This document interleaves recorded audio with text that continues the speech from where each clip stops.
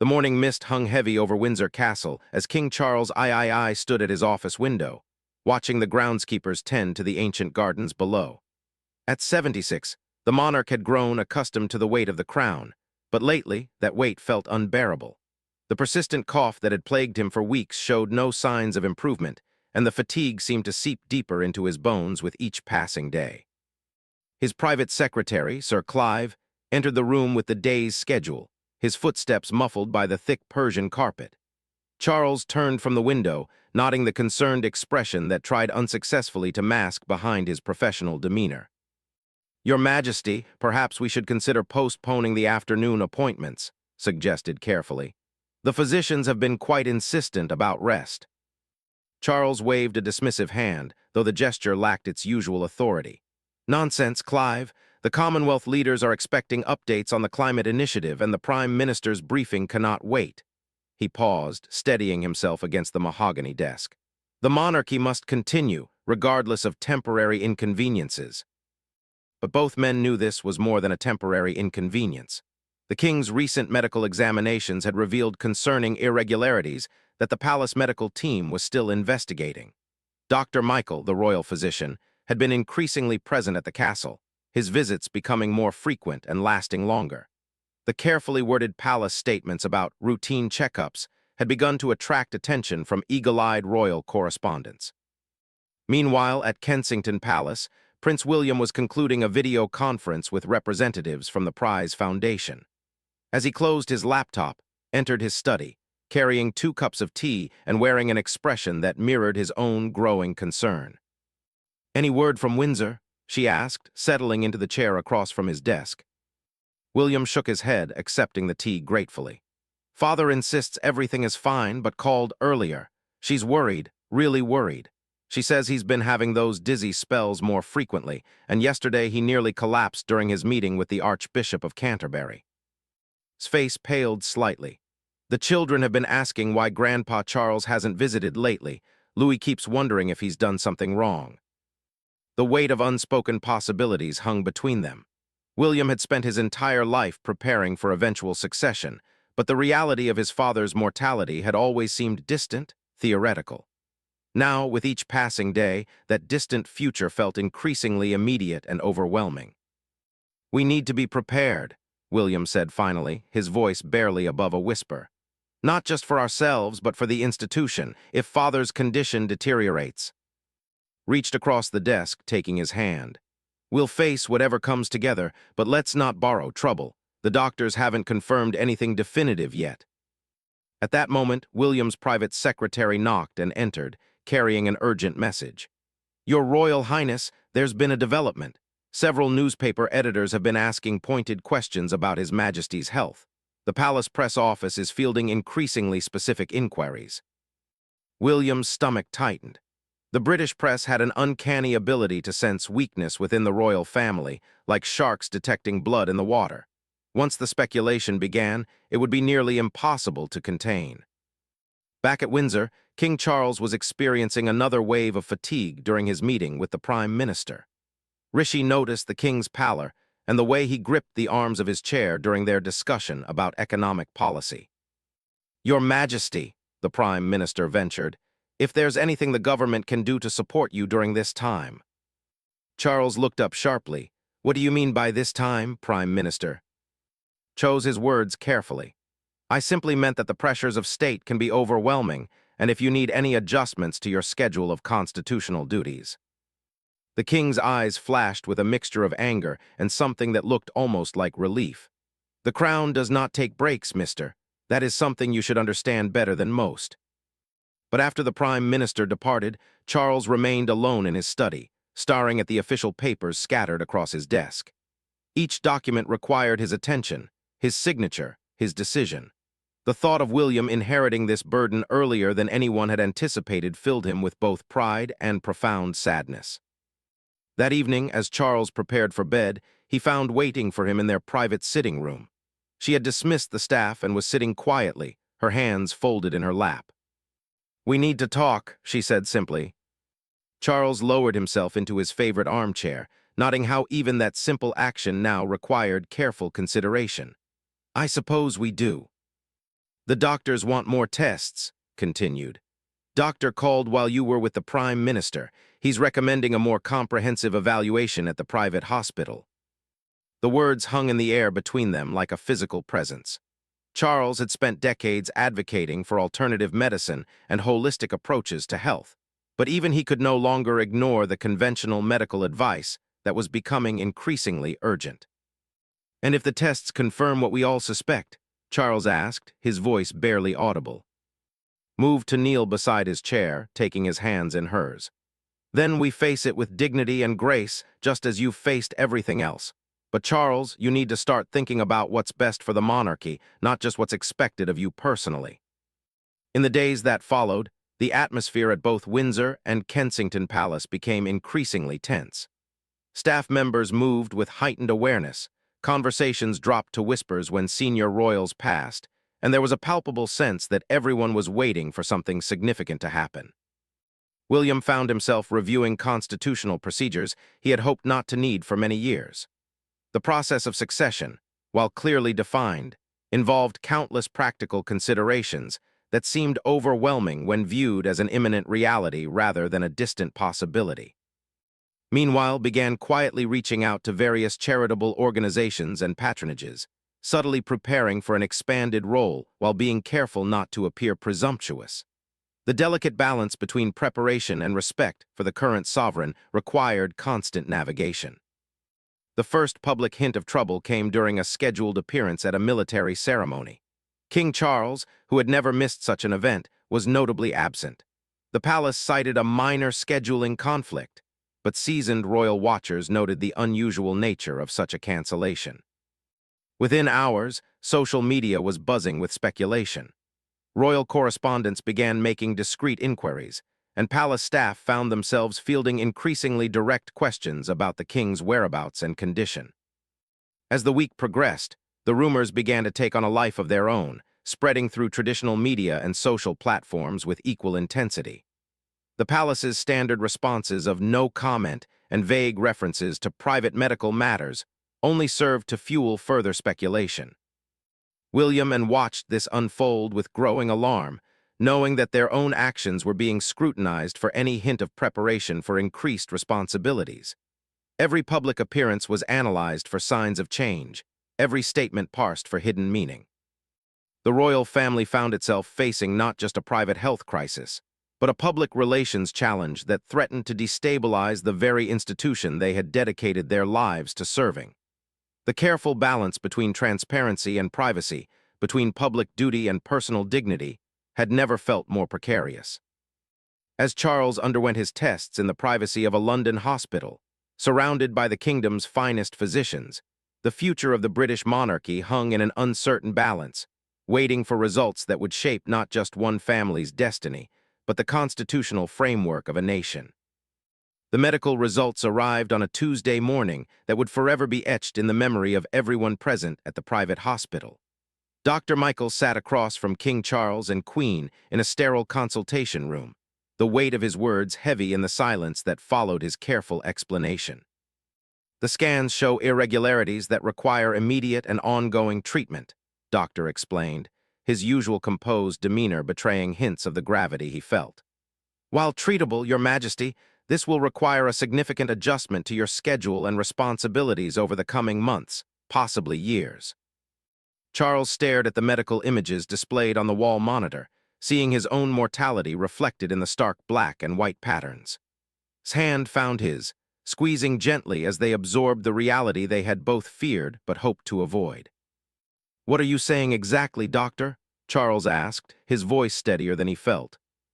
Doctor leaned forward slightly. "I'm saying that the demands of your current role may be incompatible with the treatment regimen we need to implement.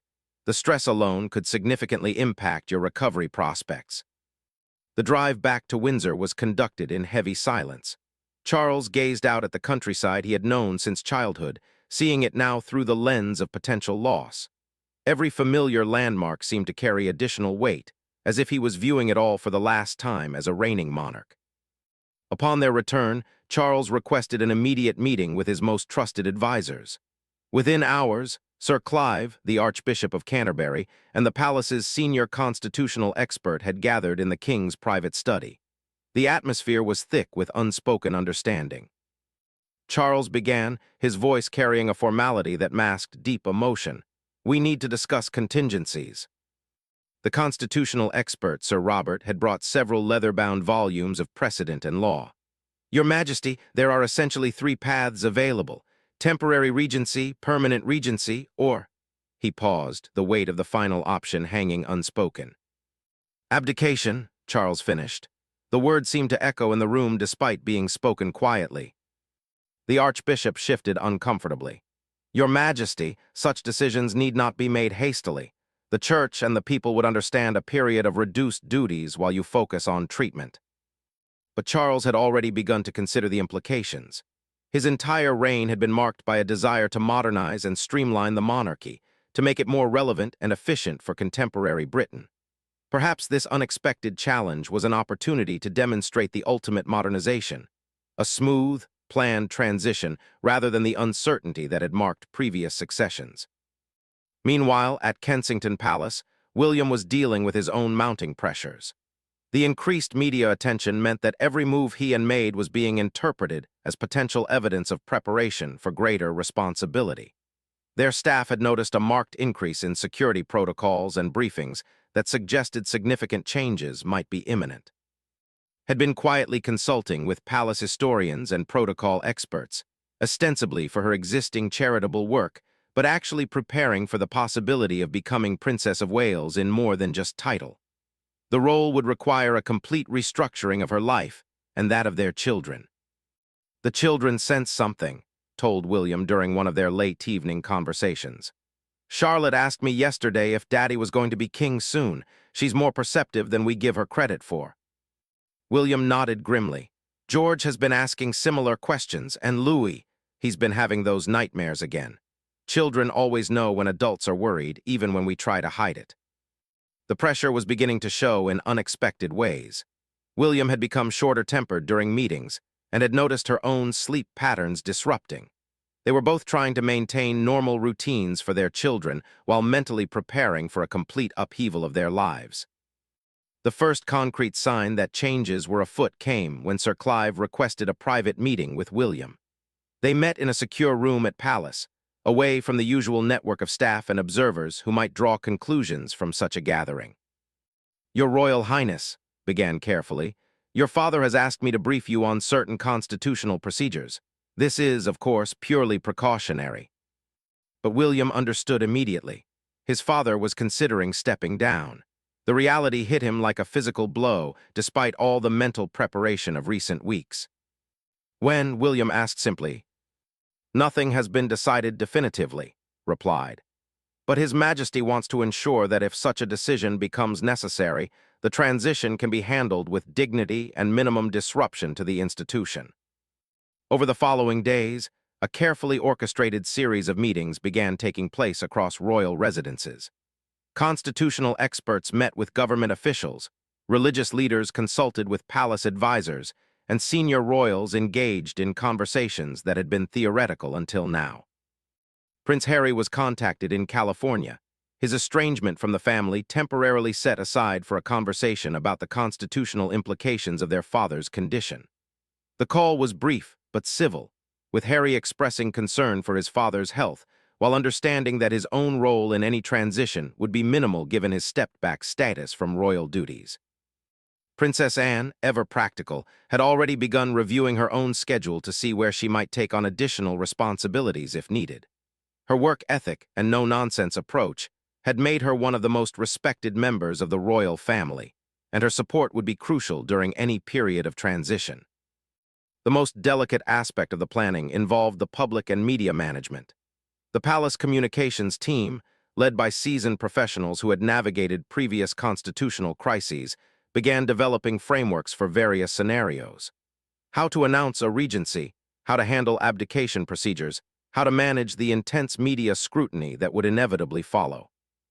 King Charles himself seemed to find a sense of peace in the planning process. Having spent his entire adult life preparing to be monarch, he was now applying that same methodical approach to the possibility of stepping down. He reviewed historical precedents, studied the experiences of other European monarchs who had abdicated, and consulted with constitutional scholars about the practical implications of each option.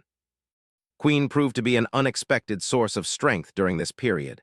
Her own journey to acceptance by the British public had been long and difficult, and she brought a pragmatic perspective to the discussions about the monarchy's future. "The institution is larger than any individual," she reminded Charles during one of their private conversations. "Your legacy will be defined not just by your reign, but by how gracefully you handle its conclusion if that becomes necessary." The international implications were also being carefully considered. The Commonwealth realms, where Charles served as head of state, would need to be consulted about any constitutional changes. Diplomatic channels were quietly activated to gauge reactions and prepare for various scenarios. Australia and Canada, in particular, had republican movements that might see a royal transition as an opportunity to push for constitutional change. The palace needed to be prepared for challenges that went far beyond Britain's borders. As October progressed, the secret planning continued while the public remained largely unaware of the gravity of the situation. Charles continued with a reduced schedule of engagements, and the palace's explanations of routine medical care and temporary adjustments seemed to satisfy most observers. But within royal circles, everyone understood that momentous decisions were approaching. The careful preparations, the constitutional consultations, and the family meetings were building toward a conclusion that would reshape not just the royal family, but the British Constitution itself. The weight of 8 centuries of royal tradition pressed down on everyone involved in these discussions, as they grappled with decisions that would define the monarchy for generations to come. The first public crack in the carefully maintained facade came from an unexpected source.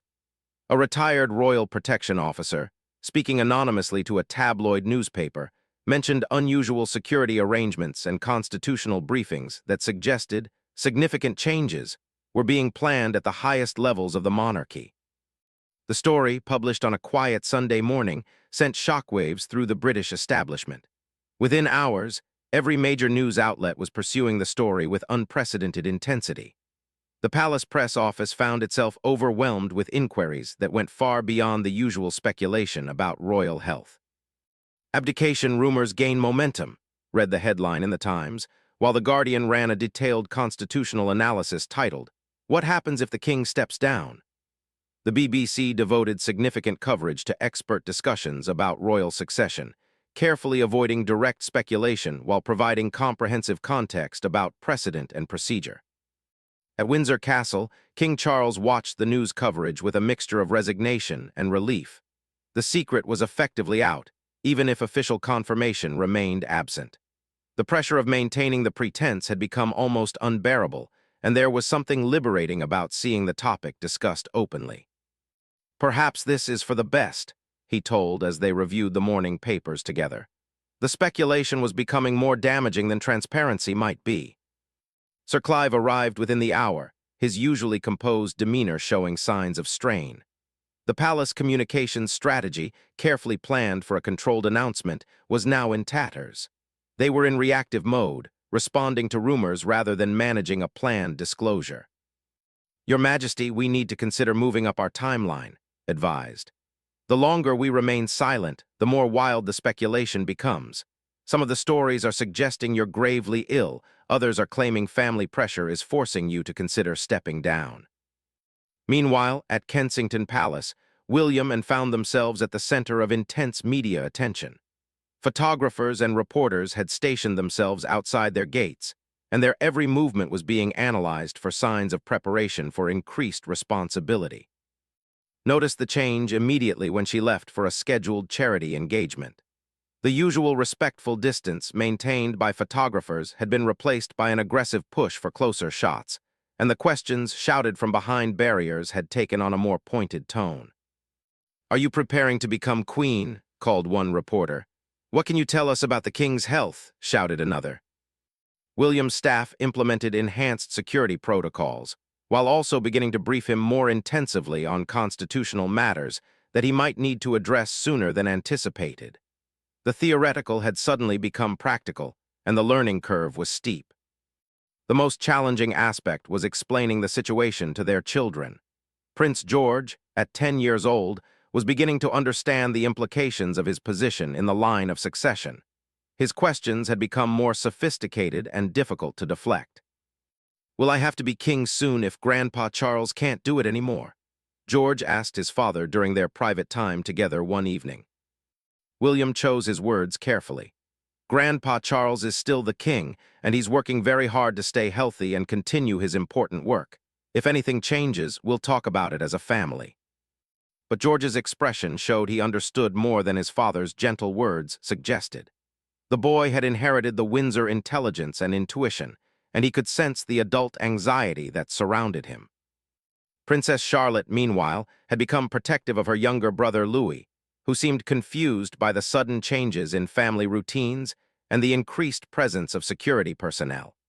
Her own questions focused more on practical matters about potential changes to their schooling and living arrangements.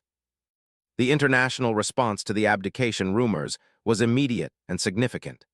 Commonwealth leaders began making diplomatic inquiries through official channels, seeking clarification about constitutional implications for their own countries. The Governor-General of Australia issued a carefully worded statement acknowledging the speculation while reaffirming the constitutional framework. Canadian Prime Minister Justin faced direct questions from reporters about his government's response to potential changes in the monarchy. His diplomatic replies satisfied no one, but demonstrated the far-reaching implications of the British royal family's private crisis. In New Zealand, the Prime Minister convened an emergency cabinet meeting to discuss constitutional contingencies, while in Jamaica, Republican movements saw an opportunity to push for complete independence from the monarchy.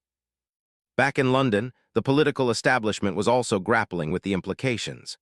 Prime Minister Rishi found himself briefing senior cabinet members on constitutional procedures that few had ever expected to implement.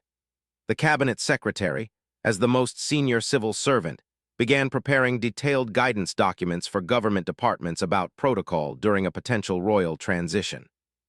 The Archbishop of Canterbury, Justin, faced his own pressures as questions arose about the religious aspects of abdication and coronation. The Church of England's role in supporting the monarchy meant that any significant changes would require careful theological and ceremonial consideration. "The Church has always adapted to serve both God and country," he stated during a carefully worded public address. "Whatever decisions His Majesty makes will have our full support and understanding." Palace staff found themselves in an increasingly difficult position.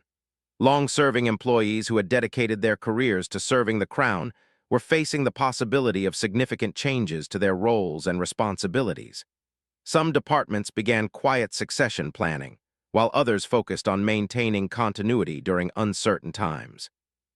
The household staff at various royal residences noticed the increased tension among their employers. Meals were often eaten in thoughtful silence, and the usual family gatherings had taken on a more serious tone.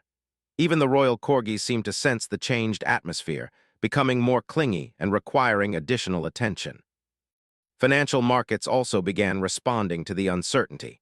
While the British monarchy's role in day-to-day governance was largely ceremonial, the institution represented stability and continuity that investors valued.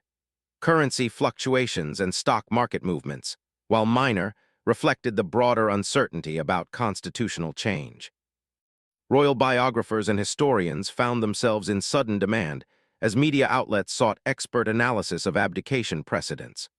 The last British monarch to abdicate, Edward VIII in 1936, had done so under very different circumstances, and the constitutional framework had evolved significantly in the intervening decades.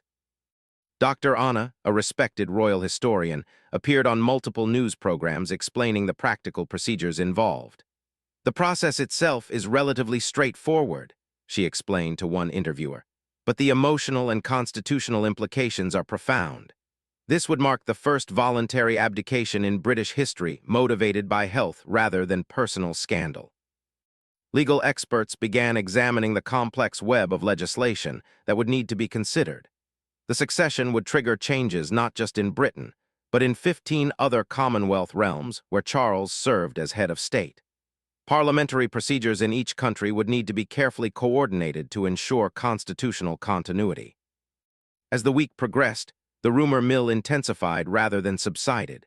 Sources close to the palace, speaking anonymously, provided conflicting accounts of the royal family's internal discussions. Some suggested that abdication was inevitable, while others claimed that Charles remained determined to fulfill his coronation oath regardless of his health challenges.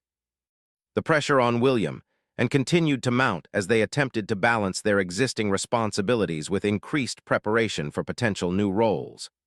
Their staff noticed a marked increase in briefings about constitutional matters, protocol procedures, and international relations.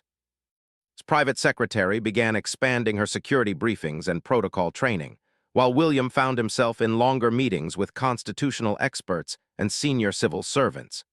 Both tried to maintain their normal routines for their children's sake, but the strain was becoming increasingly evident.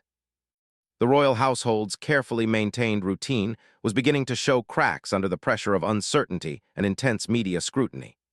Everyone understood that major decisions were approaching, but the timeline and exact nature of those decisions remained unclear, creating an atmosphere of suspended tension that permeated every aspect of royal life.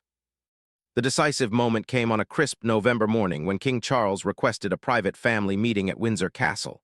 William arrived early, their children having been left with their nanny at Kensington Palace. The gravity of the gathering was evident in the formal setting Charles had chosen, the throne room, a space typically reserved for state occasions. Princess Anne drove down from Gloucestershire, her practical nature providing a stabilizing presence during these turbulent times. Prince Edward and Sophie arrived from Park, their own roles in the royal hierarchy about to shift significantly regardless of the outcome. Even Prince, despite his reduced public role, had been summoned for this crucial family conference. Charles entered the room with by his side, both carrying the weight of the decision they had reached after weeks of agonizing deliberation. The king's appearance showed the toll recent events had taken.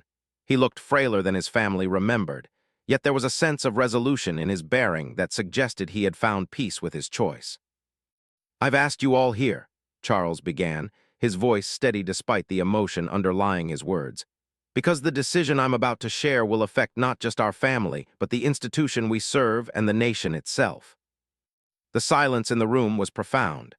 William felt's hands slip into his, providing the anchor he needed as his world prepared to shift fundamentally. After extensive consultation with doctors, constitutional experts, and spiritual advisors, Charles continued, "I have concluded that the time has come for me to step aside and allow the monarchy to pass to the next generation while I focus on my health and recovery." The words hung in the air like a physical presence. Princess Anne nodded slowly, her characteristic pragmatism evident even in this emotional moment. Prince Edward's wife, Sophie, visibly steadied herself against her chair, while stared at the floor, perhaps contemplating his own complicated relationship with royal duty. William felt as though the ground had shifted beneath him. Despite all the preparation and anticipation, hearing his father's actual decision created a rush of emotions: pride, fear, sadness, and overwhelming responsibility all competing for dominance. "Father," William began, his voice barely above a whisper, "are you certain this is what you want?"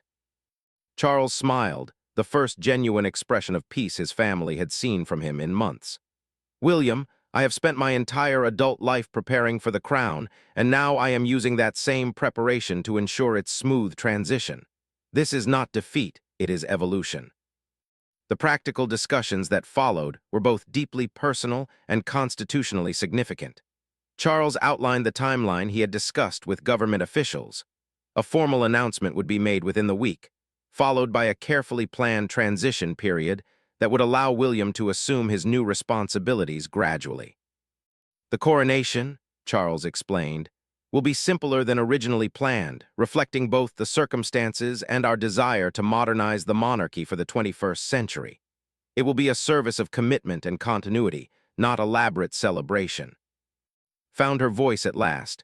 "What about the children? How do we help them understand what this means for their lives?" Who had remained quietly supportive throughout the meeting, leaned forward. "They're stronger than you think, and they have each other. The most important thing is maintaining stability in their daily lives while helping them gradually understand their changing roles.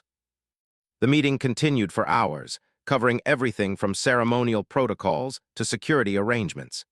Each family member would see their roles shift significantly. Anne would likely take on additional charitable responsibilities, while Edward and Sophie would expand their public duties to support the new reign. The emotional weight of the transition was perhaps most evident when Charles spoke privately with William as the others departed. Father and son stood together in the ancient throne room, surrounded by portraits of monarchs who had faced their own challenges and transitions. "I know this isn't how we imagined it would happen," Charles said, placing a hand on his son's shoulder. "But perhaps it's better this way. You'll have my guidance during the transition, something I never had." William nodded, fighting back emotions. "I'm not ready, Father. I don't feel prepared for this responsibility." "No one ever feels ready," Charles replied. "But you have the institution's support, and you have the wisdom to learn from both my successes and my mistakes. The monarchy will be in better hands with you." The official announcement was made the following Tuesday at 6 p.m. London time, allowing for coordination with Commonwealth governments and international partners. The statement, released simultaneously by Palace and Downing Street, was carefully crafted to emphasize continuity and stability while acknowledging the historic nature of the transition. "After careful consideration and consultation with my family and advisors," the statement read, "I have decided that the time has come to pass the crown to my son, Prince William, so that I may focus on my health while ensuring the monarchy continues to serve our nation and the Commonwealth with the energy and dedication it requires." The public reaction was immediate and varied. Supportive messages flooded social media, praising Charles for his dignity and William for his readiness to serve. However, Republican voices also emerged, questioning whether this transition might be an appropriate moment for constitutional change. Television news programs cleared their schedules for comprehensive coverage. Constitutional experts explained the procedures, historians provided context, and commentators analyzed the implications for Britain's future. The BBC's coverage was particularly thorough, with special programming continuing late into the evening. International reaction was swift and generally supportive. President issued a statement praising Charles's service and expressing confidence in William's future leadership. European monarchs, many of whom had faced similar decisions in recent decades, offered private messages of support and understanding. Commonwealth leaders held emergency sessions to discuss the constitutional implications for their own countries. While the transition process had been carefully planned to ensure continuity, each realm would need to formally recognize William as their new head of state through their own constitutional procedures. At Kensington Palace, William faced the immediate reality of their changed circumstances. Security protocols were enhanced overnight, and their staff began implementing plans that had been developed over previous weeks. The children were told about their grandfather's decision in a private family meeting, with emphasis on the pride they should feel in his service and their excitement about his recovery. Prince George's response was typically thoughtful for his age. "Will Grandpa Charles still be able to tell us stories?" he asked, his concern focusing on the personal rather than constitutional implications. "Of course," assured him. "Grandpa Charles will always be part of our family. He'll just have more time to spend with us now." Princess Charlotte, ever practical, wanted to know if they would have to move houses again. Louis, still young enough to be primarily concerned with immediate changes, asked if this meant they couldn't play in the palace gardens anymore. The transition ceremony, planned for early December, would be unique in British history. A voluntary passing of the crown from father to son in circumstances of health rather than death. Constitutional experts worked around the clock to ensure that every protocol was properly observed while adapting ancient procedures to contemporary circumstances. Charles spent his final weeks as monarch tying up constitutional loose ends and ensuring that every aspect of royal duty was properly transferred to William. His official audiences continued, but with a sense of conclusion rather than continuation. Each meeting with prime ministers, ambassadors, and officials carried the weight of finality. The media coverage evolved from speculation to detailed analysis of William and his preparedness for their new roles. Royal correspondents who had covered Charles's long apprenticeship now focused on William's readiness to assume responsibilities he had observed but never fully carried. His transformation from Duchess to Queen Consort became a particular focus of public interest. Her fashion choices, charitable work, and public appearances were scrutinized for signs of her evolving role.